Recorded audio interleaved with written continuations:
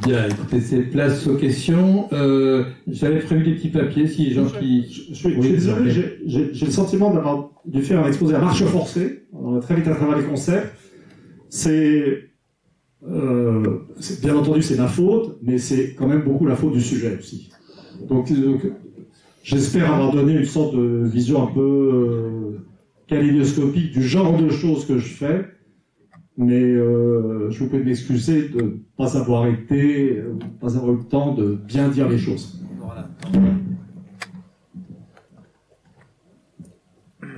Oui, bonsoir. Dans le monde d'aujourd'hui, où tout circule de plus en plus vite, les hommes, les marchandises, les capitaux, quelle est la pertinence aujourd'hui de la tradition anthropologique dont vous parliez et que vous nommez, je crois, dans le livre, la mémoire du lieu? Oui, alors, ça ne devrait pas exister. C'est-à-dire que c'est ce que j'ai dit tout à l'heure, ça a été la grande surprise de mon existence. C'est pas tellement la circulation des marchandises ou des informations qui m'impressionnent, c'est la circulation des hommes. Et en fait, j'ai fini par comprendre pourquoi ces tempéraments familiaux ou religieux d'ailleurs se perpétuaient sur des territoires alors même que les systèmes familiaux différents avaient disparu d'une certaine manière, alors même que les religions traditionnelles avaient disparu. Et donc avec le Braz a fait un gros chapitre sur les migrations. On travaille là à l'échelle des régions françaises. Et donc on voyait, donc dans ce bouquin, on avait été amené à constater la permanence de certains types de performances scolaires dans des régions où le catholicisme venait de se décomposer, avec des taux de chômage plus bas. On étudiait les cartes du vote Front National, des choses comme ça. Donc on était confronté à des phénomènes de permanence et qu'on ne comprenait pas. Et donc le Braz, d'ailleurs, avait accouché du concept que j'ai réutilisé en donnant un petit chapitre de mémoire des lieux. C'était comme si les lieux avaient une mémoire. Alors lui, c'était pour faire une farce sur le bouquin dirigé par Nora, les lieux de mémoire, en fait. Enfin, c'est voir le concept implicite. Et je crois que c'est un paradoxe, c'est-à-dire que vous ne pouvez pas comprendre la permanence de tempéraments territoriaux si vous faites l'hypothèse que les valeurs familiales sont des trucs très forts, implantés profondément dans l'esprit des enfants. C'est un paradoxe, parce que si les gens étaient vraiment porteurs de valeurs très fortes, complètement formatées, incapables d'en changer, et s'ils se déplaçaient, et on constatait qu'ils se déplaçaient beaucoup, en fait, dans ce cas-là, vous obtiendriez un mélange des valeurs. Vous voyez? Et les systèmes territoriaux et régionaux seraient désintégrés par simplement l'arrivée de gens très différents en masse dans les populations. Mais si vous faites l'hypothèse qu'en fait, une partie de ce qui est transmis doit être en profondeur, on ne va pas rejeter tout Freud, le problème de papa-maman dans l'inconscient, mais si vous faites l'hypothèse que bien des valeurs, bien des attitudes sont en fait quelque chose d'assez superficiel, associé à des comportements mimétiques entre individus, et donc si vous arrivez à la notion de valeur familiale, idéologique ou tout ce que vous voulez, faible, vous pouvez comprendre, c'est-à-dire que les gens se déplacent, et puis, alors ils se déplacent jamais en grande masse d'un coup, mais les gens qui se déplacent, en fait, prennent les valeurs du lieu où ils vont. Vous voyez, ils s'adaptent, ils s'assimilent par mimétisme, en fait. Et vous obtenez ce paradoxe que, en fait, moi j'en suis là, que, en fait, les valeurs régionales ou encore plus nationales ont une très grande solidité parce qu'elles sont faibles, en fait, au niveau des individus. Donc vous allez déplacer des gens en Bretagne, en certaines quantités, d'autres régions de France.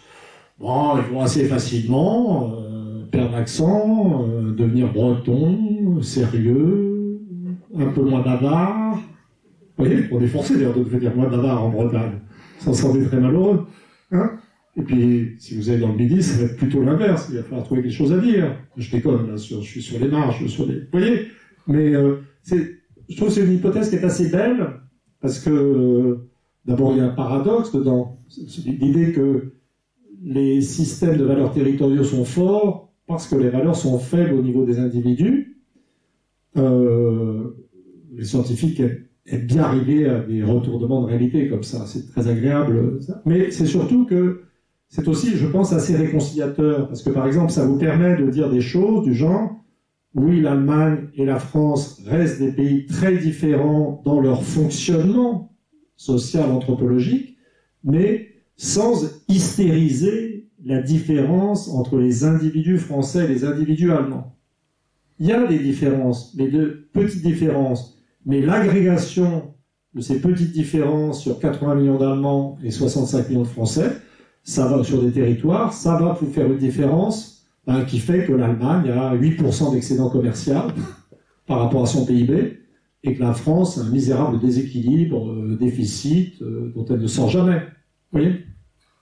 Mais encore une fois, il y a une interprétation, mais une interprétation qui vient après constatation empirique. Je veux dire, s'il y avait eu homogénéisation, il y aurait eu homogénéisation et j'aurais été ravi de le dire. Vous voyez? En fait, j'aurais peut-être même préféré. Je suis à la base, en termes d'instinct, je suis un universaliste français. J'aimerais bien que tout le monde se comprenne et qu'on ne s'en foute pas sur la gueule. Et je trouve que le fait d'admettre les différences, le caractère un peu ténu de leur cause, c'est peut-être la meilleure façon de ne pas rentrer en conflit. Puisque c'est si vous avez des différences de comportement dont vous ne connaissez pas la cause et qui aboutissent à des incompréhensions, que vous avez de vraies occasions de conflit entre groupes territoriaux et nations.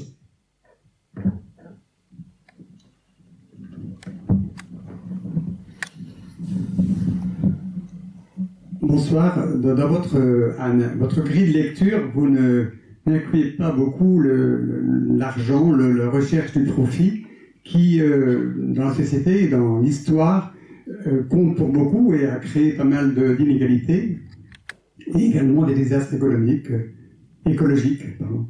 Voilà. Qu'en pensez-vous? Alors, j'ai dit quand même dans mon introduction que j'étais conscient du fait qu'il fallait gagner sa vie, que l'économie existait. Ce que j'ai dit, c'est que dans l'histoire telle que je l'ai décrite, je n'ai pas vu son antériorité. C'est-à-dire, j'ai vu, si je veux expliquer le décollage de l'Europe, je vais d'abord voir une crise religieuse, ensuite je verrai l'alphabétisation, et ensuite je verrai des modifications, en un sens d'une meilleure productivité, des conduites économiques. En disant ça, je ne dis pas du tout que l'économie n'existe pas, je ne dis même que dans la vie des individus réels, elle est moins importante que le reste. Je dis que on ne peut pas trouver la cause, l'origine des processus économiques dans l'économie elle-même. De toute façon, si vous faites de l'anthropologie, une chose dont je n'ai pas parlé, c'est de l'origine des systèmes familiaux et du fait que j'ai dû travailler sur les chasseurs-cueilleurs. Pour moi, le système familial originel de l'humanité était nucléaire, en fait. Et les vrais primitifs familiaux, ce ne sont pas les Russes et les Allemands, ce sont les Américains. Je suis très fier de mon chapitre sur... j'ai un chapitre qui s'appelle Homo sapiens, et un autre qui s'appelle Homo americanus. Et je montre que le dynamisme, la flexibilité de l'Amérique, c'est que les Américains sont certes modernes, mais parce qu'ils sont restés flexibles, comme l'Homo sapiens originel. Mais si vous travaillez, si vous partez à la source, sur les familles humaines originelles, vous ne verrez plus du tout les distinctions ou les oppositions entre ces choses familiales, économiques, religieuses. Le couple humain originel, un homme, une femme, ses enfants, est une unité économique aussi. c'est là que vous produisez les enfants, vous allez avoir des croyances religieuses, vous allez avoir des processus éducatifs. Au bout du bout, au fond, si j'étais un théoricien, j'irais plutôt vers l'idée que l'opposition de la vie économique et de la vie intellectuelle sont assez largement des choses construites. Vous voyez, je ne sais pas si je suis très clair. Je suis... mais les différences de... Ces derniers temps, par exemple... Et je reste toujours dans une hésitation sur ces sujets. Donc la question que vous posez, je me la pose souvent. Je me dis, mais c'est vrai que j'intègre pas assez la variable économique. Moi, ma première formation politico-économique, hein, c'était quand j'étais gamin, j'étais au Parti communiste. Hein, donc moi, j'ai démarré dans la vie en admirateur de Marx. Pour moi, le beau modèle du chercheur fou qui attrape des furons à la bibliothèque du British Museum, un chercheur comme un Français à Cambridge qui admirait encore plus Marx et qui travaillait à la bibliothèque du British Museum et qui avait réussi à attraper des furons aux fesses par admiration pour son modèle. Moi, j'en suis jamais arrivé là, quand même. Mais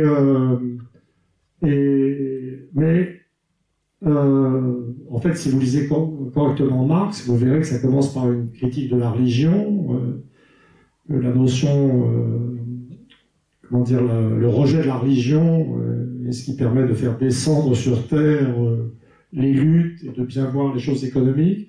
Et même aujourd'hui, je discutais avec un copain de l'aveuglement des classes dirigeantes, des classes moyennes françaises, actuellement, qui quand même font souffrir un peu inutilement les gens des milieux populaires, les jeunes aussi, même s'ils sont diplômés au fond, sans qu'ils s'en rendent bien compte. Et j'hésitais entre, je disais, pour une part, cet aveuglement, c'est un aveuglement de classe, les bonnes interprétations sont à trouver dans la tradition marxiste de l'idéologie, de la fausse conscience, de l'appartenance à une certaine classe qui interdit de voir les problèmes des autres groupes. Et puis ensuite, je dérivais, mais quand même, cette vision uniquement par l'intérêt, il y a des degrés d'aveuglement et de dureté qui évoquent plutôt des problèmes psychiatriques. Enfin, moi, je suis personnellement toujours dans une hésitation.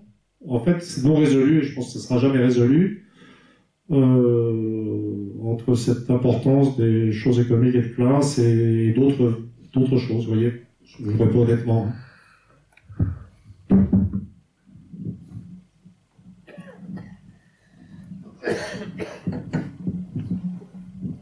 Excusez-moi, vous avez été très brillant et je vais mélanger plein de choses parce que j'ai un vrai foutoir dans ma tête. C'est pour ça que je m'étais excusé. Parce que moi, je ne considère pas que parler trop vite de plein de choses, je n'appelle pas ça être brillant, j'appelle ça être confus. Alors, je vais vous poser des questions. J'ai bien compris votre analyse sur les familles, souches, nucléaires, etc. J'ai aussi entendu que vous aviez, entre guillemets, une certaine, bon, ça correspond au pays, une certaine, pas admiration, c'est pas le mot, mais Poutine, Trump, il faut attendre le coup d'après. Mais on disait aussi des anglo-saxons, il y a quelques années, c'est super, tout le monde a du travail, c'est très flexible. J'ai entendu le mot que vous aviez employé.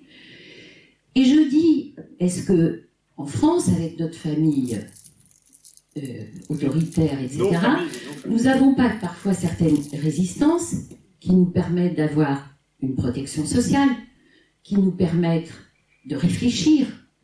Alors, le système anglo-saxon souple, flexible, j'y vais, je rebondis, j'y vais, je change. Oui, c'est quoi le sens après, la valeur, et je rejoins ce que disait monsieur, sur le profit. Est-ce que c'est ça le sens d'après, le profit, et puis que fracture sociale, vous n'en avez pas parlé, qui est quand même importante en Russie et qui se développe de plus en plus quand même, dans tous ces pays et aux États-Unis, et que les étudiants dont vous parlez, en France, bien sûr que c'est pas terrible ce qu'ils vivent actuellement, Mais aux États-Unis, ils vont passer 40 ans pour rembourser leurs prêts pour faire des études.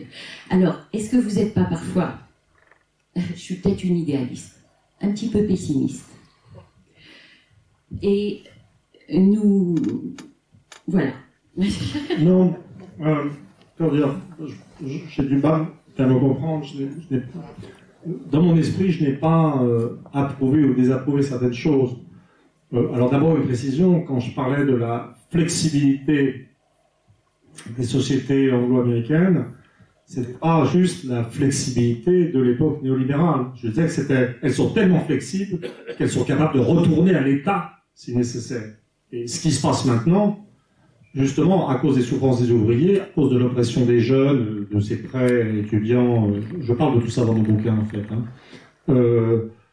ça c'est tout ce qui est derrière, pas simplement le vote Trump, mais aussi l'enthousiasme pour Sanders du côté de la gauche.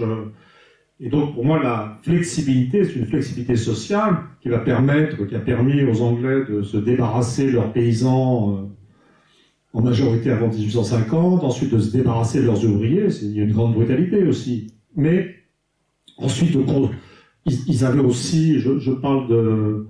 ils ont inventé à l'époque des Tudors la première sécurité sociale au niveau des villages, les Anglais, c'est un truc que les gens ignorent, c'est dans le bouquin.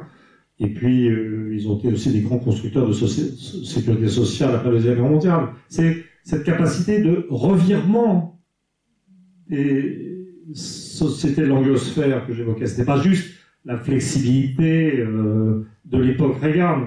Moi, je suis pas un fou de la flexibilité. Je pense que, à titre personnel, je pense que un monde du travail parfaitement flexible sera un monde où personne ne sait rien faire, puisque les compétences pointues dans un domaine demandent une vie de perfectionnement. Donc, si vous mettez un ingénieur électronicien à vendre des pizzas, vous êtes dans une flexibilité du marché du travail qui n'évoque une déperdition des compétences. Donc moi je suis pas du tout libéral, en ce sens-là. Je suis un libéral politique et idéologique, et intellectuel, mais en termes de... Moi j'ai toujours été partisan de l'économie mixte, des voies moyennes, je trouve l'État-providence à la française très bien.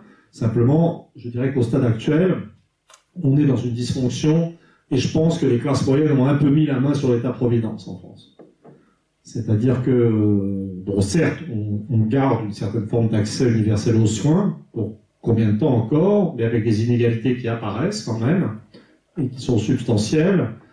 Mais les gros taux de chômage et de massacre, c'est pour les vieilles industries, et tandis que les classes moyennes, si on pense en termes d'État-providence au sens large, elles trouvent vachement leur compte en France dans quelque chose qui n'a pas du tout son équivalent aux États-Unis et en Angleterre, c'est la gratuité incroyable de l'enseignement. C'est-à-dire que vraiment, on peut appartenir aux classes moyennes, faire pas mal d'enfants, et on n'est pas en France, on n'est pas confronté à cette angoisse des parents anglais ou américains de comment financer les études supérieures des enfants. Je sais de quoi je parle, moi j'ai eu 4 enfants. Donc vraiment. Et j'ai un fils qui vient d'Angleterre et qui a des enfants, qui est même britannique maintenant. Mais bon. Et voilà, en fait, si je devais tirer la morale de ce que je dis, c'est que il n'y a pas de solution universelle. Et que, vous savez, ces débats où les gens...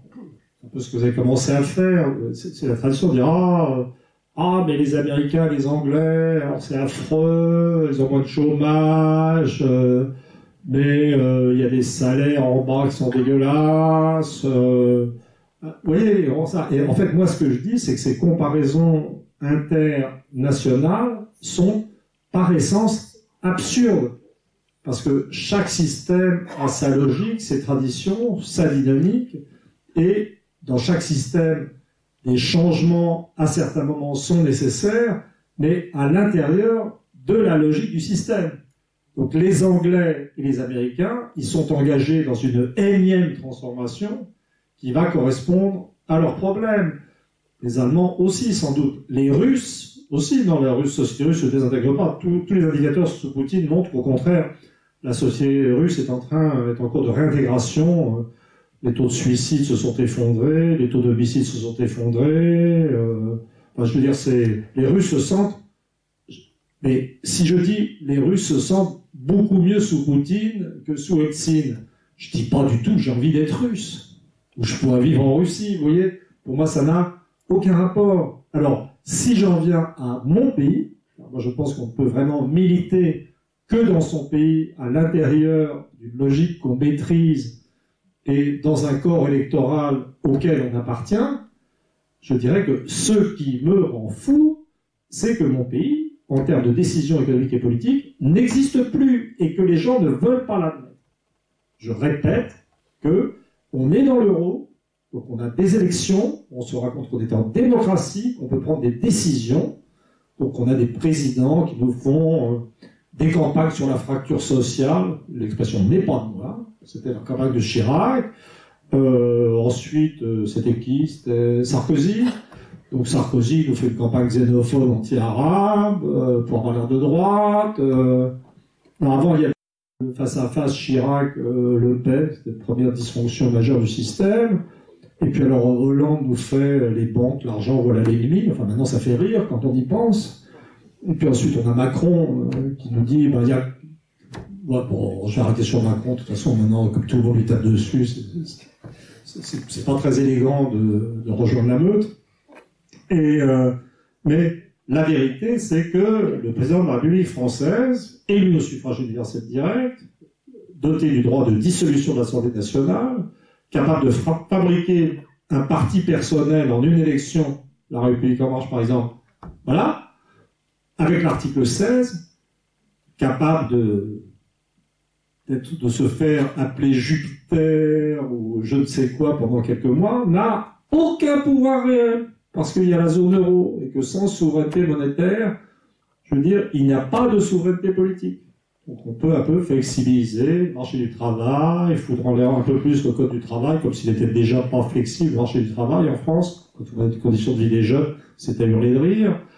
Et puis le taux de chômage va rester ce qu'il est, et puis le niveau de vie va continuer à baisser, les pensions dans l'érosion. En tant que retraité, maintenant, je suis très soucieux de la désindexation des pensions. Vous voyez, des choses comme ça. Donc, mais la vérité, c'est qu'il n'y a pas de président en France. Et parce que, et ce qui est vraiment choquant en termes de l'analyse, alors là, on n'a pas besoin d'anthropologie, des structures familiales. Là, l'analyse économique et politique suffit.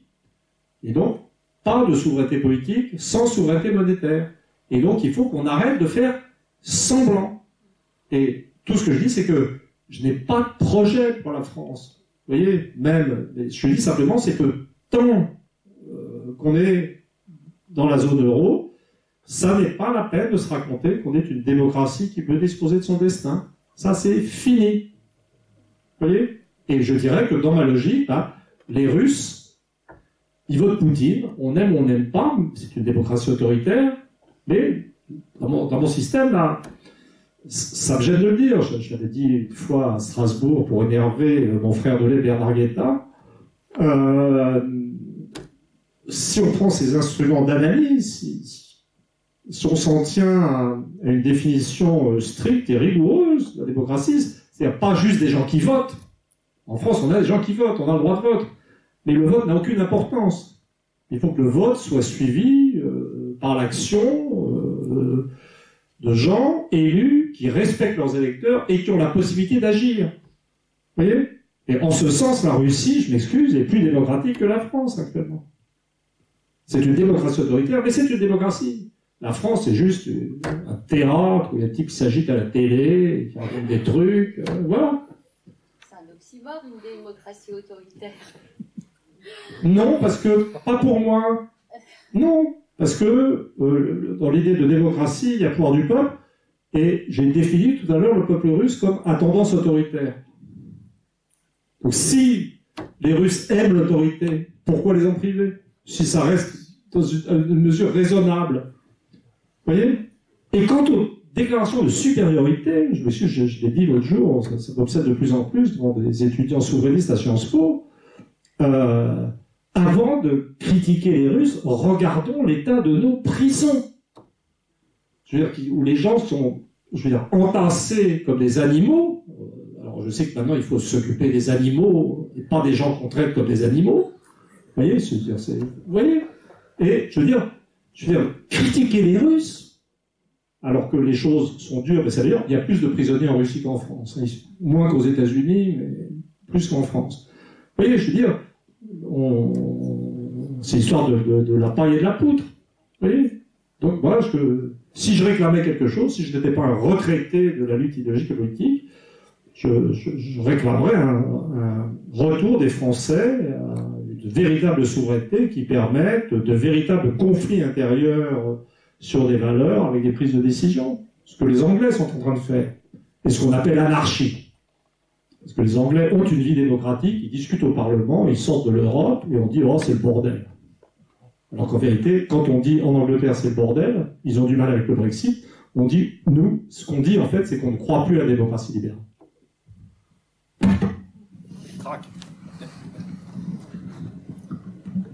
Juste une question, est-ce que vous pensez qu'il peut y avoir une souveraineté monétaire quand il n'y a pas de production de richesse qui la soutient? Ça c'est la première question. Une deuxième qui n'a rien à voir.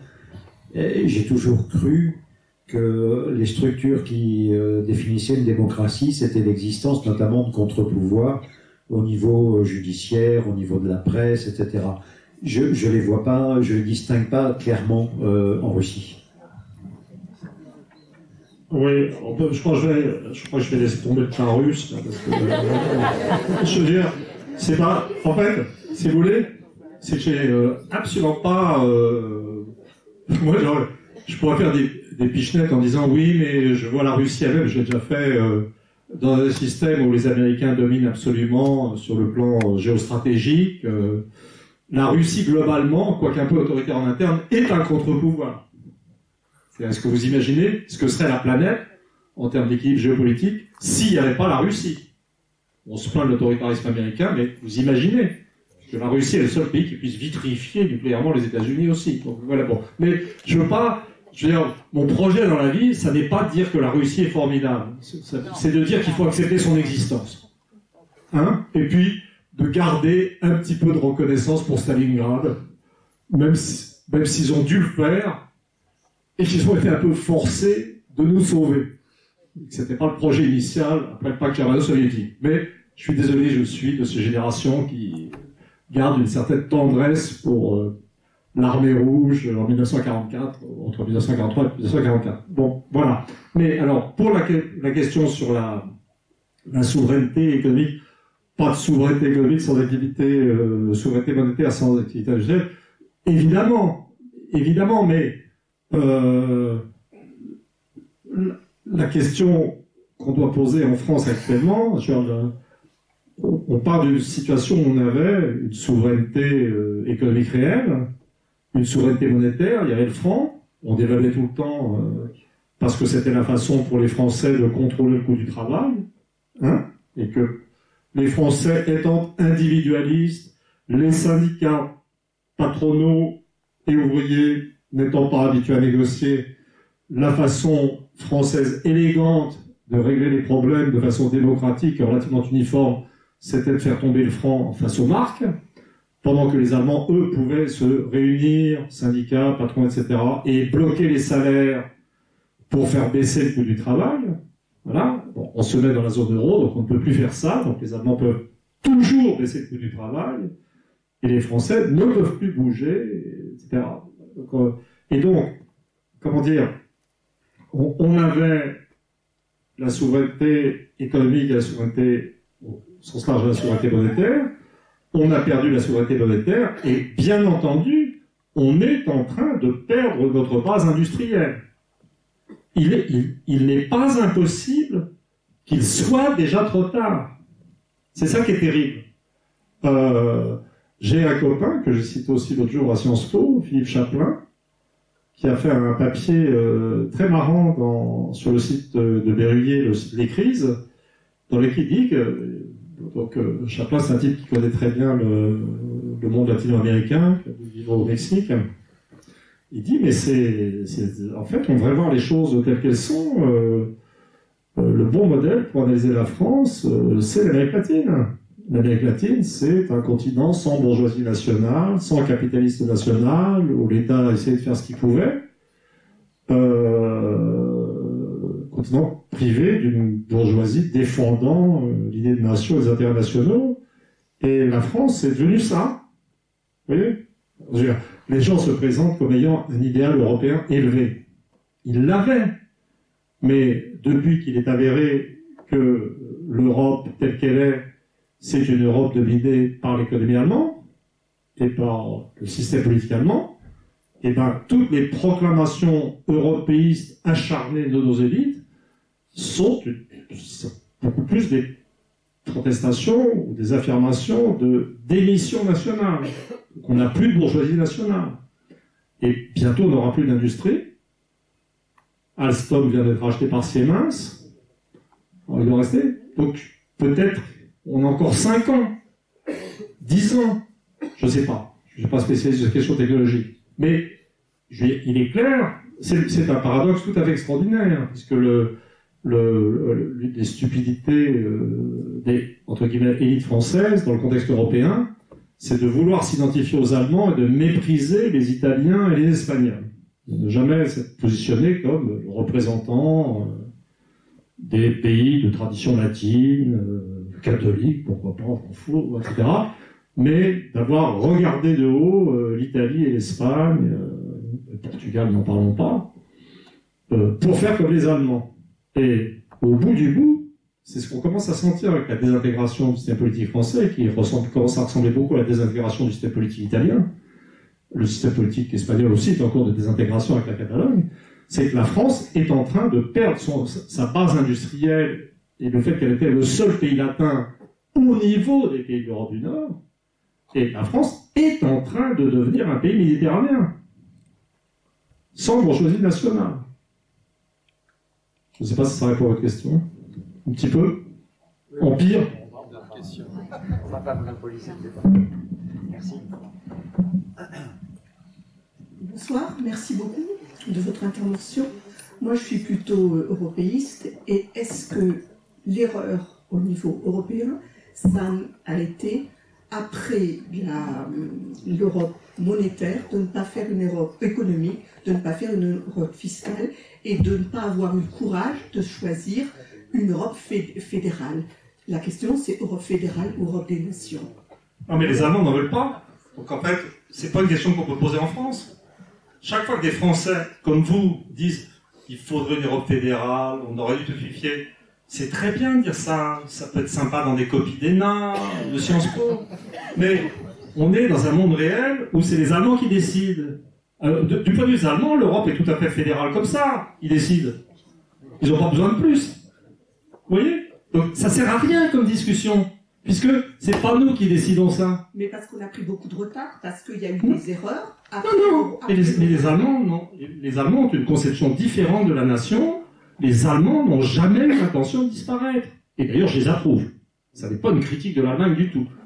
Les Russes ne veulent pas disparaître, ils pensent qu'ils existent. Les Allemands pensent qu'ils existent, les Anglais pensent qu'ils existent. Alors les Français, je pense que c'est un rapport effectivement avec les structures anthropologiques. Il y a cette blague de je ne sais plus qui est reprise souvent de pourquoi est-ce qu'on nomme des hauts fonctionnaires français dans les institutions internationales. Et là, que c'est les seuls qui sont capables de travailler contre l'intérêt de leur pays. Vous voyez ? Ou sans en tenir compte. Et en fait, vous pouvez avoir ça comme une perversion pour catégorie supérieure de la notion d'homme universel. Le côté sympa des Français, c'est que c'est vrai, les présupposés. Donc, vous avez dans l'inconscient national l'idée, je repars de mes paysans du bassin parisien, les frères sont égaux, les hommes sont égaux, les peuples sont égaux, il y a l'homme universel. Et l'homme universel, vous êtes ouvrier, ça vous met plutôt dans un esprit international communiste, hein? Mais si vous êtes un haut fonctionnaire, ça vous met dans un état d'esprit, mais la France n'existe plus, l'Europe existe, je ne sais pas quoi, et ça donne ça, mais les Allemands, les élites allemandes ne pensent pas comme ça.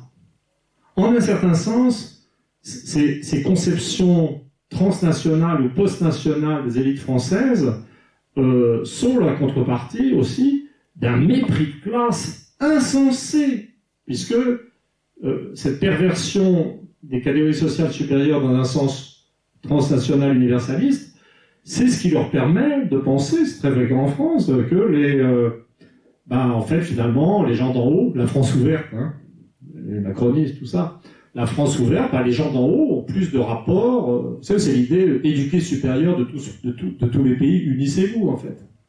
Hein, et puis, les gens d'en bas, la France fermée, comme on dit maintenant, c'est des bouseux qui ne sont pas comme nous. Mais si vous êtes dans des pays qui ont pour des origines anthropologiques, des conceptions nationales plus holistes, collectives, vous allez avoir des élites qui se reconnaissent un sentiment de communauté avec le peuple. C'est particulièrement manifeste au Japon. Et on dit toujours, les Japonais sont xénophobes, ils n'aiment pas l'immigration. Mais, ce qui est complètement exact. Mais la raison fondamentale de ça, c'est que les élites japonaises, et Dieu sait si le Japon a des élites, se reconnaissent comme fondamentalement proches du peuple japonais. Vous voyez? Et que le sentiment d'appartenance à une entité collective Japon, et tout. Alors, l'Allemagne, c'est plus compliqué parce qu'il y a l'immigration, etc. Mais les élites allemandes, je veux dire, le prolétariat, enfin, les ouvriers allemands ont des syndicats qui sont respectés.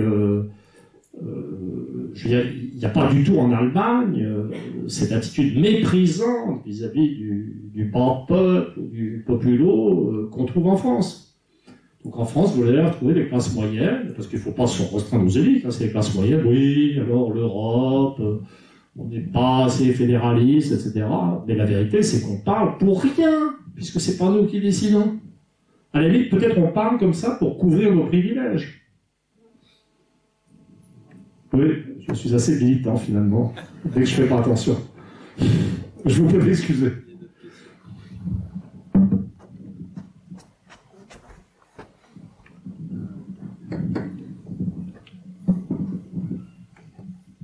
Bonsoir.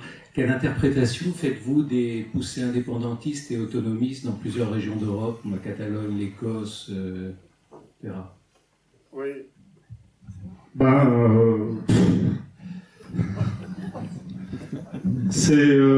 Alors d'abord, ce qui les caractérise sur le plan anthropologie, c'est des structures souches, ce qui est logique. Si vous voulez, c'est l'inverse du système universaliste français. La tradition souche disait les frères sont inégaux, les hommes sont inégaux, les peuples sont inégaux, donc vous avez des consciences collectives locales plus fortes. Donc si c'est un gros peuple, comme les Allemands ou les Japonais, en période de crise, ça va produire une inégalité où on se voit au-dessus. Si c'est un petit peuple, vaincu par l'histoire, dans le cas des Écossais, des Catalans, enfin pas vraiment vaincus, mais pas dominants, ça a plutôt mené à une affirmation de différence, en fait. Alors, j'ai pas... Au-delà de ça, alors, si je parle de l'Écosse, peut-être je suis plus tellement objectif. Dès qu'on parle de l'Angleterre, il faut que je fasse attention parce que j'ai une loyauté personnelle envers la reine. Et que le jour où Barnier nous aura mis en conflit avec le Royaume-Uni, je serai forcé de faire une déclaration publique de désobéissance civile et d'allégeance à la couronne britannique. Vous voyez? J'ai 2 petits-fils britanniques quand même, donc j'ai des raisons. Et j'avais une grand-mère anglaise. Voilà. Donc, laissons l'Écosse de côté, si vous le voulez bien. Surtout que ce qui est ridicule, c'est que ce que les gens ne savent pas toujours, c'est que les Écossais, la culture dominante en Écosse, a toujours été anglophone. C'est-à-dire le Scots. Il y a des régions périphériques qui parlent gaélique ou qui parlaient gaélique en Écosse. Mais le Scots, c'est un dialecte anglo-saxon. Vous voyez? Et je vais faire une révélation. Todd, mon nom, ça veut dire renard dans ces dialectes périphériques de l'Angleterre, soit en écossais, soit en dialecte du nord de l'Angleterre. Mais en fait, la culture écossaise dominante n'a jamais été vraiment distincte de la culture anglaise. Vous voyez? Et si vous prenez l'époque du rattachement de l'Écosse à l'Angleterre, c'est-à-dire du début du XVIIIe siècle, vous avez l'époque qu'on appelle l'époque des Lumières écossaises, et la participation des Écossais à la culture britannique, avec des gens comme Adam Smith ou Hume ou Watts qui a inventé la machine à vapeur, est tellement centrale que j'ai un peu de mal à voir l'indépendantisme écossais comme autre chose qu'une pathologie inexplicable. Donc je ne suis pas crédible sur le sujet. Maintenant, je reviens à la Catalogne. Alors, la Catalogne, remarquez, je crois que je ne suis pas tellement crédible non plus sur la Catalogne, je pense.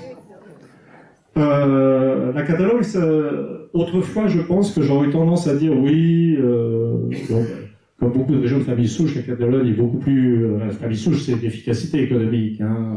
Ça peut se bloquer, mais quand ça tourne, ça tourne. Donc, les Catalans, et les Basques d'ailleurs, sont la région leader en Espagne depuis une éternité, depuis au minimum le XVIIIe siècle, et sans doute avant.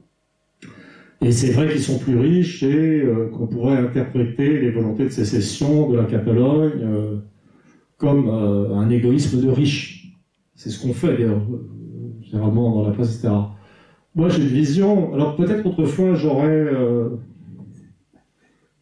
été un peu là-dedans par hostilité au différentialisme et au narcissisme national, surtout si les pays sont trop petits. Mais il faut voir la position des Catalans actuels. C'est-à-dire, le pouvoir central espagnol est affecté de la même pathologie que le pouvoir central français. C'est-à-dire qu'il n'existe plus, puisque l'Espagne aussi a perdu sa souveraineté monétaire. La politique économique espagnole aussi, c'est la castration nationale, c'est le chômage, la baisse du niveau de vie, les économies, etc. Donc en fait, les Catalans, qui sont effectivement dans une société plus dynamique, sont mis à contribution pour rien. En fait, dans un système qui s'autodétruit. Et quand on est mis à contribution dans un système qui s'autodétruit, je trouve naturel et sain de sortir, ou d'essayer de sortir de cet enfer. Ils n'en sont pas conscients, les Catalans. Eux se pensent comme de bons Européens, puisque jusqu'à très récemment, on disait que l'Europe encourageait les régions, ce qui n'est plus vrai, vous voyez.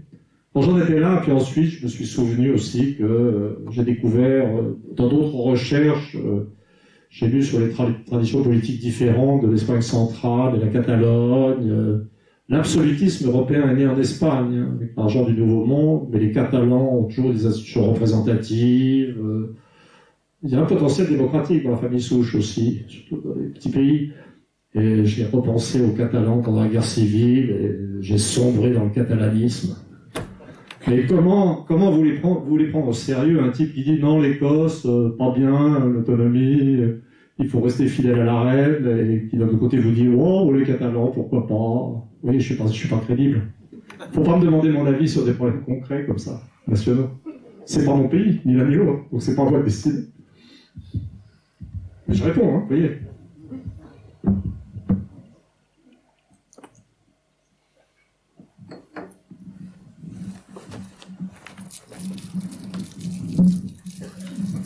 Monsieur Todd, vous nous avez parlé de la désindustrialisation de la France, quid de l'agriculture française, dans le même débat.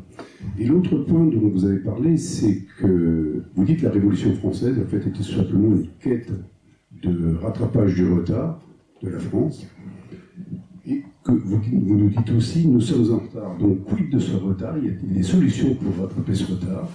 Et sinon, quand la prochaine révolution? Alors, sur l'agriculture, je vais vous faire le numéro que j'ai fait qui m'a fait virer d'une émission à France Culture, où il fallait avoir un avis sur tout.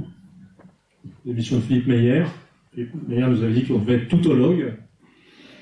Et moi, je m'étais fait une spécialité de dire, écoutez, sur ce sujet, je ne suis pas compétent, je n'ai aucun avis. Je vais vous le faire pour l'agriculture. Je peux pas répondre à votre question, je ne suis pas compétent sur l'agriculture française. Hein, je sais, si j'avais dû faire un exposé pour une mutuelle agricole, et j'ai découvert que les règles européennes de concurrence, etc., ou je ne sais plus quoi, avaient complètement déstabilisé de larges pans du secteur agricole, ce qui permettait d'ailleurs d'expliquer comme complètement raisonnable le basculement dans le vote Front National de milieux paysans, mais je ne peux pas en dire plus. Mais c'est pas... Mais je trouve que c'est pédagogique vous voyez, quand on parle tout le temps, je veux dire, là, quand même, je suis pas au niveau. D'accord? Alors, hein? Bon, la deuxième question c'était, je vais faire la même chose deux fois, c'est vachement reposant quand même. Alors, non mais là, au stade actuel, le problème n'est pas... de toute façon, l'Angleterre va pas très bien, hein, elle va très mal. L'Angleterre, c'est aussi pas mal fichu en l'air sur le plan industriel. En fait, dans la représentation que j'ai des pays du monde, il y en a... En fait, peut-être que ce qui donne du temps à tout le monde, c'est qu'il n'y a pas une seule nation dans le monde dont vous pouvez dire qu'elle a toutes les armes de la puissance. C'est-à-dire, les États-Unis, bon, ils sont très gros, en plus démographiquement, ils augmentent plus que le reste. C'est-à-dire, les États-Unis, en fait, l'anglosphère maintenant a plus d'habitants que l'Union européenne, hein, depuis que l'Angleterre est sortie. Ils sont au-delà de 500 millions, l'Union européenne est au-dessous de 500 millions, et ça ne va que s'aggraver, puisqu'il y a une basse fécondité en Europe continentale. Voilà, mais les États-Unis, faire la liste des problèmes américains, je parlais de hausse de la mortalité, il y a des problèmes industriels à n'en plus finir. Moi, je pense que le protectionnisme de Trump peut tout à fait marcher, mais ça va prendre des décennies, en fait, pour revenir, etc. Ils sont dans une phase d'affaiblissement. La Russie vient de retrouver son équilibre, la fécondité a un peu remonté, mais il n'y a guère que le domaine militaire dans lequel ils soient vraiment revenus à niveau. Bon, là, par contre, je ne sais pas ce qu'ils ont fait, mais c'est clair qu'ils ont plus peur des Américains, d'où l'intervention en Syrie, mais ça reste un pays très pauvre. L'industrie, au-delà de certains biens militaires, énergétiques, est tout à fait insuffisante, pas toutes les armes de la puissance.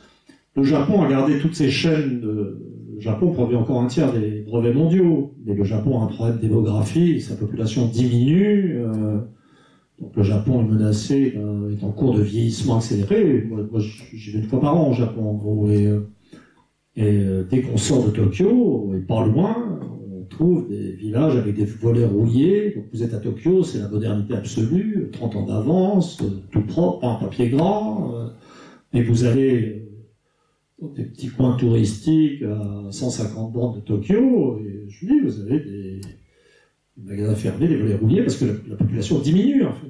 C'est ce vide. Donc, le Japon n'a pas toutes les armes de la puissance. Le Japon, la description du Japon comme un agresseur en Asie par les Chinois, complètement ridicule. Complètement ridicule. Mais la Chine elle-même nous est présentée comme trop sur le point de bouffer l'humanité par son développement, etc. Pour les démographes, aucun démographe ne prend la Chine au sérieux. Ils disent toujours la Chine va vieillir plus vite qu'elle ne deviendra riche, parce que la fécondité a baissé très vite, donc elle a devant elle, alors qu'elle n'est pas encore riche en fait, pour une large partie de sa population, elle va subir un processus de vieillissement très rapide. Elle n'a pas réussi à trouver un modèle économique qui permet de redévelopper, de se détourner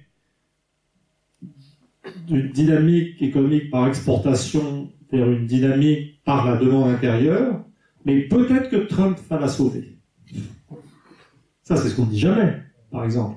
L'une des raisons qui fait que la Chine ne peut pas se redévelopper vers son marché intérieur, c'est que les taux de profit dans l'exportation étaient trop élevés. Logique capitaliste.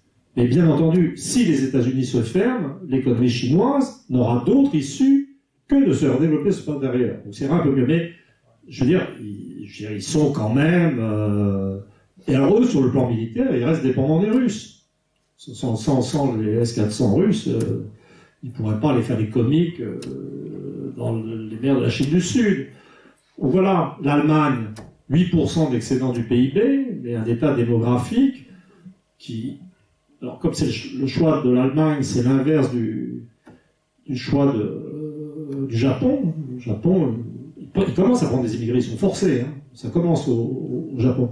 Mais l'Allemagne, mais le Japon a vraiment renoncé à la puissance. C'est pour ça que chaque fois qu'on vous dit des choses sur l'agressivité du Japon, le retour de la droite nationaliste au Japon, je vous en supplie, ne prenez pas ça au sérieux. Un pays qui accepte la diminution de sa population ne peut pas être agressif au fond. L'Allemagne a une fécondité qui est à peu près la même que celle du Japon. La famille souche produit partout des basses fécondités pour des raisons de statut des femmes et d'incompatibilité entre boulot, production d'enfants, etc. C'est des régularités anthropologiques aussi. Donc l'Allemagne s'est mise, a fait le choix inverse, je dirais, d'une volonté de puissance industrielle, l'exportation, qui a bien ses excédents commerciaux, complètement fous. Mais le prix à payer, ça a été l'immigration à toute force. L'anxiété fondamentale des dirigeants allemands, des dirigeants économiques, c'est ramasser les immigrés. Ce qui a mené, ou ce qui a permis à Angela Merkel d'ouvrir, maintenant c'est fermé, etc., mais ça reste un problème. Et le niveau d'immigration en Allemagne commence à poser des problèmes politiques avec la percée de l'AfD. Bon, je ne sais pas si j'oublie un pays, mais oui, j'avais dit que l'Angleterre n'allait pas bien. Donc nous non plus, on va pas bien. Nous non plus, on va pas bien. Alors, est-ce que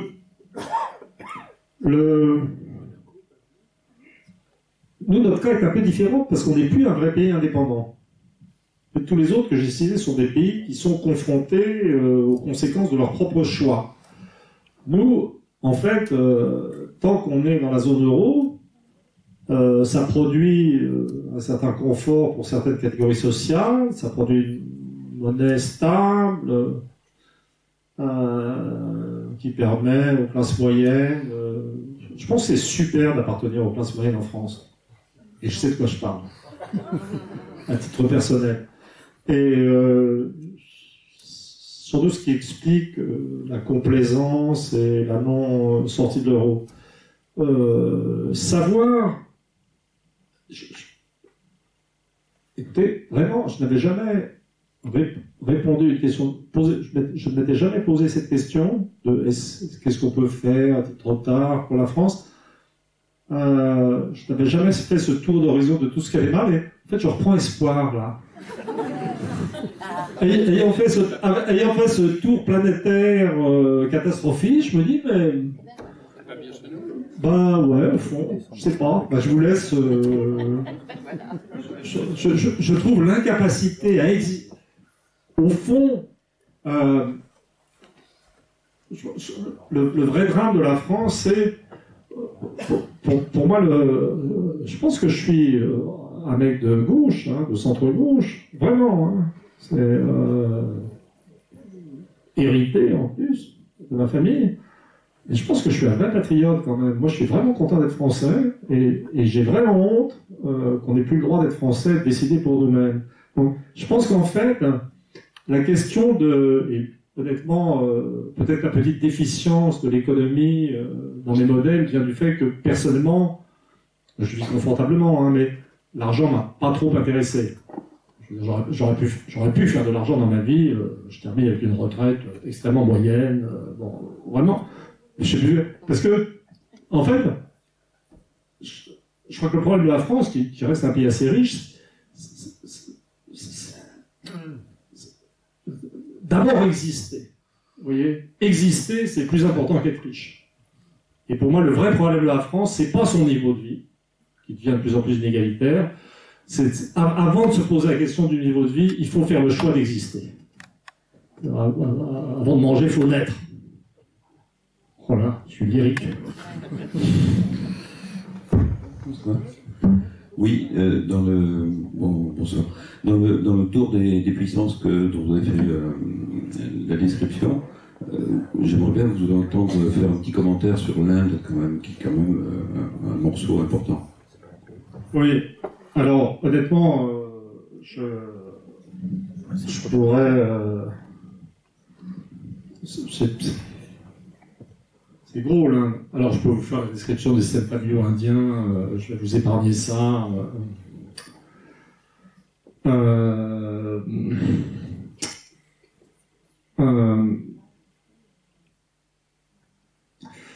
Je pense que j'ai telle conscience de la diversité interne de l'Inde, à la fois en termes de langue. Il y a un clivage, il y a deux grands types de systèmes familiaux en Inde. Vous avez au nord des systèmes communautaires, exogames, sans marier entre cousins, mais avec des niveaux d'antiféminisme aussi d'un autre style, mais aussi spectaculaire que ceux du Moyen-Orient dans le monde arabe, qui sont les régions les moins avancées en fait, mais qui sont les régions de domination du nationalisme hindou, mais qui progressent aussi quand même, les taux d'intelligence augmentent. Et puis vous avez l'Inde du Sud, pas simplement la partie de langue dravidienne, mais il faut rajouter la région, le Maharashtra, l'État qui est autour de Bombay. Là, vous avez des systèmes familiaux qui sont plus nucléaires, flexibles, mais avec une patriarcaux aussi, avec préférence pour aller se marier, quand on se marie, d'aller plutôt près de la famille du mari, mais avec une tradition du mariage entre cousins croisés, c'est-à-dire entre les enfants d'un frère et d'une sœur, bon, Tamil Nadu, Maharashtra, enfin dans tout le sud. Kerala, c'est encore un peu différent. Qui veut dire que l'Inde du Sud est quand même au départ beaucoup moins anti-féministe que l'Inde du Nord, puisque le mariage entre cousins croisés, c'est le mariage entre les enfants d'un frère et d'une sœur, et le rapport frère-sœur est assez central dans la culture de l'Inde du Sud. Et si ce rapport est central, ça veut dire que la situation des femmes ne peut pas être complètement défavorable. Et donc, c'est pour ça que vous avez une dynamique là-bas, et c'est pour ça que les centres de l'informatique, à Bangalore, et puis dans je ne sais plus quelle autre ville, sont en Inde du Sud. Donc, mais j'ai un peu de mal à me poser la question de l'Inde en tant qu'acteur international, exprimant un poids spécifique, c'est que je connais trop bien sa diversité. D'un autre côté,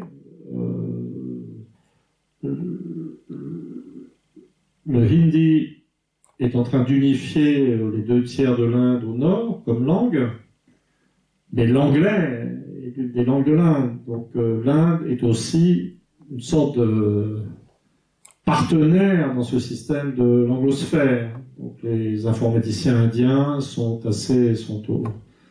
on voit ça dans la Silicon Valley. Donc l'Inde, pour moi, l'Inde, c'est un pays que je vois comme participant de façon très importante à la globalisation à travers une partie de ses élites informatiques et sur certains marchés, mais que j'ai du mal à voir comme une puissance nationale, militaire, géopolitique, autonome. Et je suis pas spécialiste. Hein. Ouais. J'ai juste essayé de suggérer une compétence minimale. J'y suis allé 2 fois en Inde. Moi, mon rêve, c'est de retourner au Kerala. C'est un État extraordinaire au sud-ouest de l'Inde où vous avez des musulmans, des chrétiens, des hindouistes. Ça a été dominé assez longtemps par des partis marxistes, enfin communistes, sortes communautaires. Il y avait des systèmes familiaux matrilinéaires, communautaires extraordinaires qui sont des classiques en anthropologie. J'avais été il y a des années, c'était juste trop génial. Ouais, j'aimerais bien retourner avant de mourir.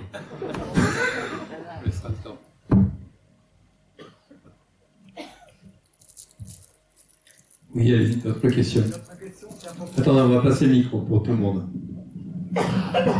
Oui, pour faire un tour du monde, l'Afrique, qu'en pensez-vous? Où en est l'Afrique actuellement? Ouais, alors, d'abord, je précise que, quand même, un point méthodologique, quand même, et personnel, j'ai toujours été fasciné par les pays plus avancés que la France, en priorité. Donc ça a commencé par un tour des Pays-Bas en mobilette quand j'avais 15 ans, des voyages en Suède, en Allemagne, puis un intérêt pour le Japon, et puis le monde anglo-américain. Et mon dernier bouquin est vraiment centré sur ces pays les plus avancés. Et en tant qu'historien, c'est pas juste une préférence personnelle, je pense que c'est les pays les plus avancés qui font l'histoire. Je ne crois pas que le grand mythe de la révolution russe, c'était l'un des pays les plus arriérés va être le pays qui est le plus en pointe. Alors ça, pour moi, ça n'arrive jamais. C'est-à-dire les tentatives de bond en avant, de rattrapage ultra rapide, pour moi, ne peuvent aboutir qu'à des catastrophes. Les rattrapages dépasseront à des rythmes raisonnables. C'est possible. Le Japon et la Corée existent. Excusez-moi. Mais Voilà, donc, mon dernier livre, où en sommes-nous, part effectivement des chasseurs-cueilleurs, mais toute la fin du livre est sur le monde le plus avancé, auquel j'ai adjoint la Chine, simplement rapidement, parce que la Chine est dans toutes les consciences, et là il y a une question de masse démographique et d'insertion dans la production mondiale, ou dans le jeu du capitalisme, qui rendait, c'était pas possible de ne pas parler de la Chine. Mais je ne parle pas de l'Inde dans le livre, pour des raisons que j'ai expliquées finalement, et je ne parle pas de l'Afrique. Je ne parle pas de l'Afrique parce que l'Afrique ne fait pas l'histoire, en fait. Alors l'Afrique, tout ce que je peux en dire, donc, je ne vais pas faire France Culture, j'y connais rien, c'est pas exactement ça. Je parle des systèmes familiaux africains dans le bouquin pour montrer qu'ils obéissent à des règles de développement qui sont normales et communes, pour ramener, pour bien montrer que l'Afrique est dans l'histoire humaine en général. Mais là, je suis plutôt sur l'histoire assez ancienne. Donc moi, tout ce que je sais de l'Afrique, là, c'est qu'il y a des indicateurs de développement qui sont tout à fait substantiels et qui sont normaux parce que ça a été précédé par une alphabétisation des populations. Donc on retrouve la séquence alphabétisation puis développement économique. Ça s'était passé aussi pour l'Asie, avant son décollage. Dans les années 80, on pouvait voir, avant qu'on ne parle du décollage chinois, etc., il y avait eu un développement d'alphabétisation universelle dans ces pays d'Asie, et c'est cette alphabétisation universelle qui a permis d'insérer leur population active dans le jeu de la globalisation. La même chose apparemment est en train d'arriver à l'Afrique. Alors pour l'Afrique, quand même, il y a quelque chose de spécifique que les démographes n'expliquent pas bien. C'est que l'Afrique, et les débats commencent autour de ça, je pense au bouquin de Stephen Smith, là, des débats scandaleux, c'est la transition démographique, c'est-à-dire la baisse de la fécondité, après la baisse de la mortalité, au stade actuel, ne se fait pas en Afrique comme elle s'est fait partout. C'est-à-dire, si vous prenez les indicateurs de fécondité de l'ensemble de la population mondiale, de l'ancien tiers-monde, l'Amérique latine, l'Asie, etc., et l'Inde même, les indicateurs de fécondité sont autour de un peu supérieurs à 2 enfants par femme. C'est-à-dire que la transition démographique est faite. Alors vous avez dans la partie nord anciennement développée des régions où la fécondité est beaucoup plus basse, insuffisante, etc. Mais en Afrique, la dernière fois que j'ai regardé, ce n'est pas mon sujet, on restait au-dessus de 4. Donc il y a une sorte de transition démographique, je ne savais pas, qui produit une explosion de population dont on ne sait pas ce qu'elle va donner, et qui est un peu mystérieuse. Alors, pour moi, ça a sans doute un rapport avec la polygamie, puisque l'Afrique est le seul continent où prédomine une polygamie de masse. S'il n'y a pas une polygamie occasionnelle des élites, mais des taux de polygamie avec 30-40% selon les pays de femmes vivant dans des ménages polygames, dans la tradition, hein. Je ne parle pas dans les villes et les bidonvilles. Hein. Ce qui ne peut correspondre qu'à des écarts d'âge très importants entre époux, parce que pour qu'un homme ait plusieurs femmes à un moment de sa vie, il faut que les hommes se marient tard et que les femmes se marient jeunes, pour que le nombre d'années de mariage homme et d'années de mariage femme s'équilibre globalement. Et si je devais mettre une hypothèse sur cette transition démographique qui ne se fait pas, c'est que très souvent en Afrique, les enfants ne sont pas la seule responsabilité des parents. Vous avez une sorte de dispersion, de dilution de la responsabilité sur un groupe beaucoup plus vaste, le groupe des frères et sœurs, etc. Et que l'une des choses qui rend ailleurs, qui a rendu ailleurs la transition démographique, la baisse de fécondité irrésistible, c'est que si vous avez 2 parents responsables de leurs enfants, et dans certaines conditions d'alphabétisation, de désir de s'aider, etc., ben, il faut restreindre la descendance. Vous voyez ? Mais encore une fois, même c'est important, j'étudie dans mon dernier livre l'émergence de cette famille complexe, et j'ai de grands développements sur l'histoire de la polygamie, et la polygamie à ces niveaux élevés, pour moi, n'est pas originelle. C'est quelque chose qui sans doute un peu de polygamie tout commun à l'ensemble de l'espèce Homo sapiens, un scandale. Mais la polygamie de masse, c'est un truc qui est apparu dans l'histoire. Et donc les régions les plus périphériques de l'Afrique, au sud, à l'ouest, ont des taux de polygamie beaucoup plus bas que les régions de l'Afrique du Nord-Ouest, où les systèmes familiaux sont plus complexes, plus évolués, plus patrilinéaires, etc. Et oui, c'est... Je ne sais pas si je réponds à la question. Mais...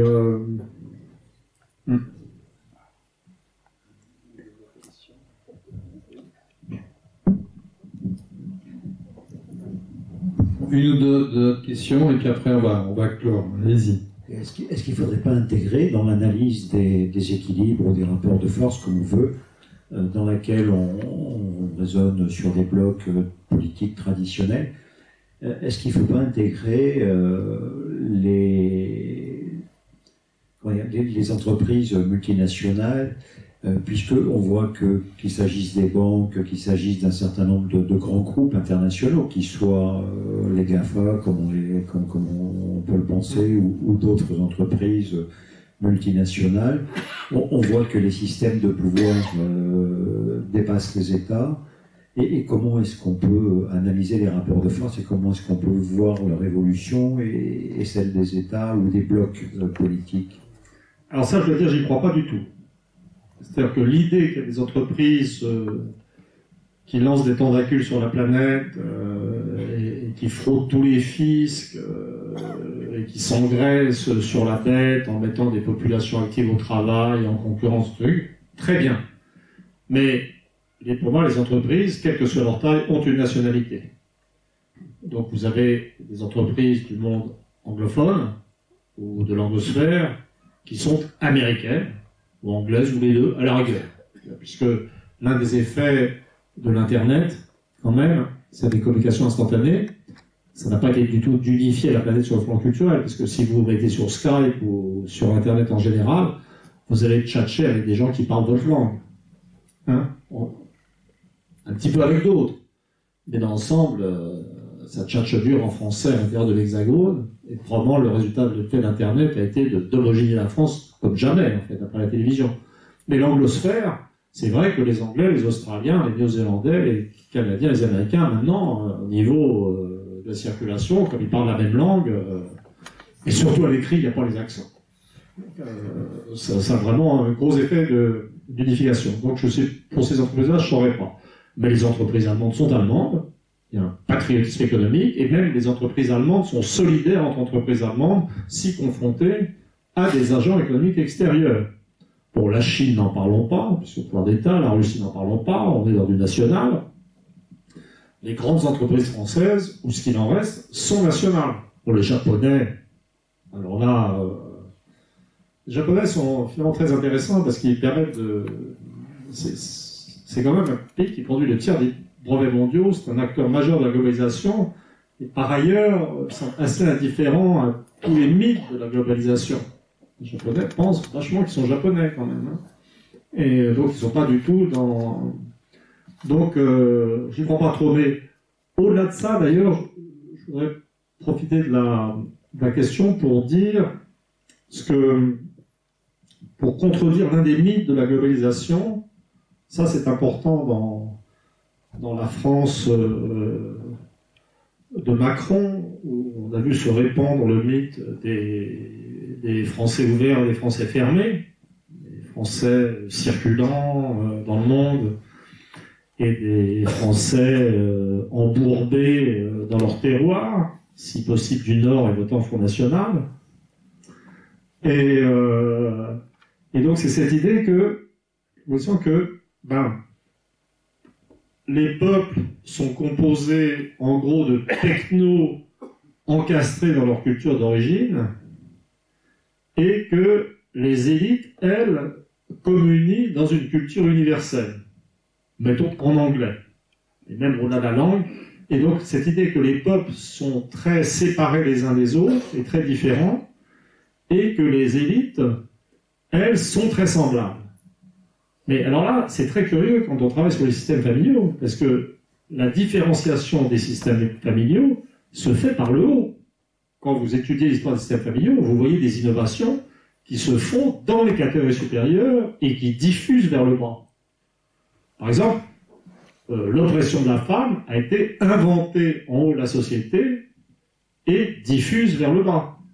Ensuite, ce qui veut dire que là où cette oppression de la femme s'est imposée comme systémique, etc., en général, ça avait été noté dès les années 60 par Good, qui est un très grand démographe, anthropologue américain, et ben l'oppression de la femme est plus forte en haut de la société.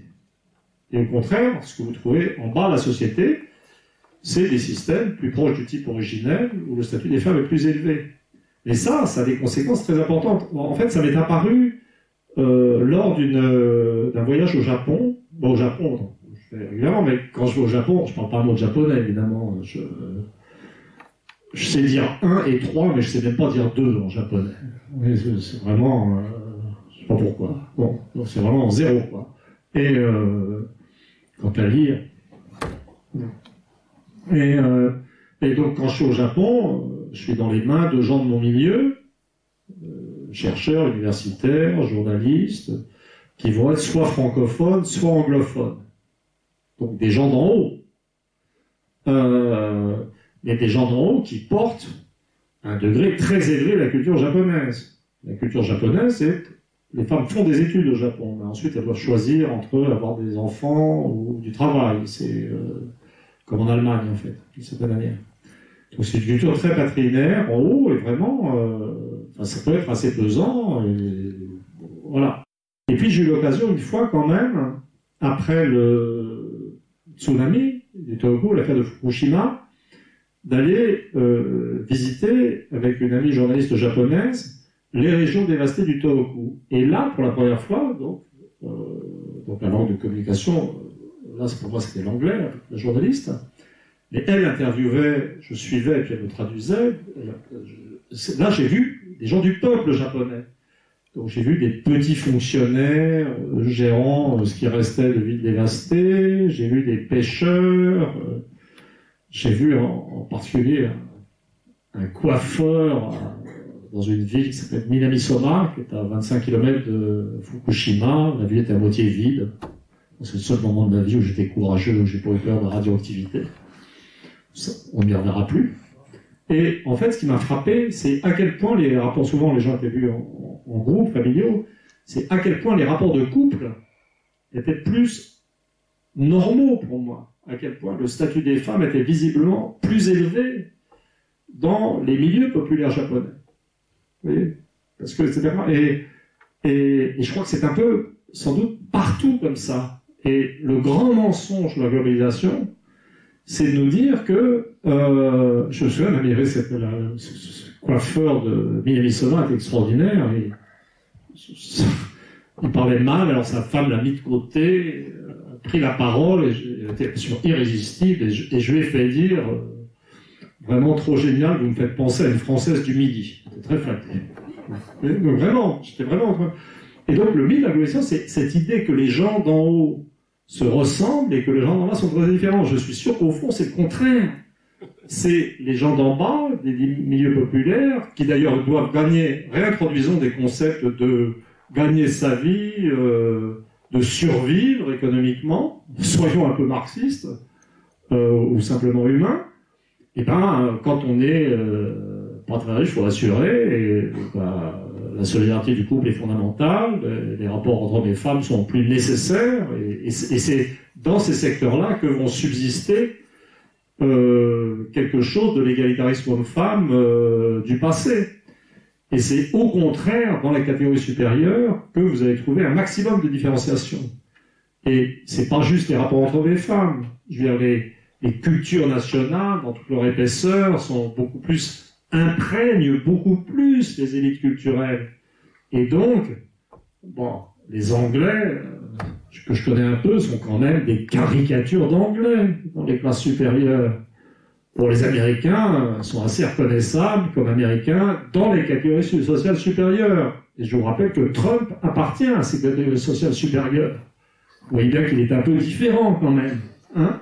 Et Hillary Clinton aussi est assez différente. Et regardez les problèmes sexuels des Clinton, c'est pas de chez nous, ça. Hein ? voyez, donc, et donc, bon, les Japonais, je vais parler, et les Allemands, vous voyez les élites allemandes, mais ils sont toujours allemands, et les Français, qui se pensent universalistes, j'ai plus de mal à les saisir parce que je suis l'un d'eux. Mais je suis sûr que le haut fonctionnaire français fait hurler de rire, par son caractère typique, la planète entière. Donc les grandes entreprises, pareil. Bien, écoutez, je vous propose d'en rester là. On applaudit bien évidemment Emmanuel Cotte, on remercie. Je voudrais juste capter votre attention pour vous présenter, juste vous dire deux mots du programme des prochaines conférences. Le prochain thème tournera autour de la protection sociale avec un professeur de l'EHSP de Rennes, École et hautes études santé publique, voilà, de Rennes, Gilles Hutto. Ensuite, on aura quelque chose sur l'hôpital public notamment avec Philippe Alimi. Le thème d'après tournera autour du 21e siècle, alors repli sur soi, refus de l'autre. La personne qui est contactée, qui devrait nous confirmer la date, ce serait Najat Vallaud-Belkacem. Sur les nouvelles radicalités, après on a deux personnes qui risquent d'intervenir, au moins une, peut-être les deux. C'est Anne Muxel, Olivier Galland, qui ont produit un livre qui s'appelle La tentation radicale. Mais on va élargir à l'ensemble des radicalités. Et enfin, pour clôturer en avril, c'est Repenser l'environnement. C'est Catherine Larère qui devrait intervenir sur cette question-là, philosophe politique. Ceux d'entre vous qui écoutez l'émission du samedi avec Alain Finkielkraut sera invité samedi. Mais les autres sont aussi l'habitude d'être invités ici ou là. Voilà, écoutez, donc rendez-vous à la prochaine conférence. Et puis, encore merci de votre présence et merci à Emmanuel Cotte.